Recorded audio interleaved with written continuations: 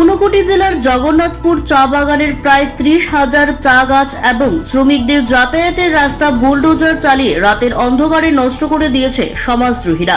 তাতে রাজ্যের চা শিল্পের উপর বড় প্রভাব পড়বে।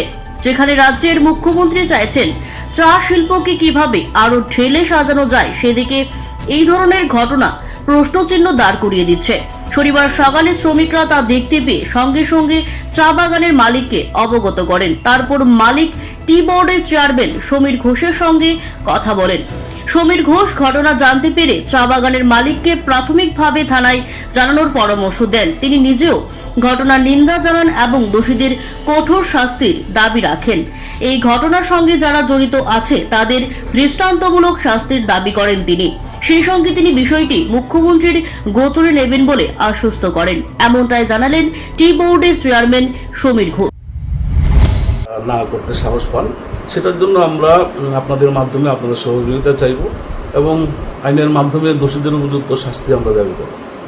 আপনি যেহেতু টি বোর্ডের চেয়ারম্যান, আপনাদেরও তো কর্তব্য থাকে ওই জায়গায় যে চা মালিকদের বা শ্রমিকদের স্বার্থে কথা বলা। আপনারা কি স্টেপ নেবেন? আপনি বলছেন যে মালিক পক্ষ এখন এফআইআর করবে, আপনাদের তরফ থেকে কি করবেন? না, আমরা তো এটা বললাম। এই প্রথম কথা হচ্ছে এটা একটা বেসরকারি বাগান জুতের জায়গা।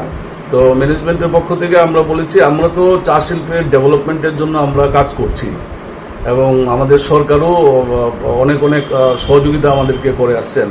তো এই অবস্থার মধ্যে যেহেতু এই যে চা গাছগুলি যে নষ্ট হয়েছে, এগুলিকে এতে আমাদের শ্রমিকদের প্রচণ্ড আমাদের ক্ষতি হবে। এখানে শ্রমিকদের রুটি রোজগারের একটা বিরাট আঘাত আসবে। বিশেষ করে আমরা চাইব আইনের মাধ্যমে যারা এই সমস্ত অবৈধ কাজের সঙ্গে যারা যুক্ত আছেন তাদের যাতে কঠোর শাস্তি হয়, আমরা সেটাই প্রশাসনের কাছে আমরা দাবি রাখব। পাশাপাশি আমরা যতটুকু এরিয়া এইভাবে গাছগুলিকে উঠিয়ে দেওয়া হয়েছে সেখানে আবার রিপ্ল্যান্টেশন যাতে করা হয় সেটা আমরা ম্যানেজমেন্টকে বলব। Siri TV, channel for news and entertainment.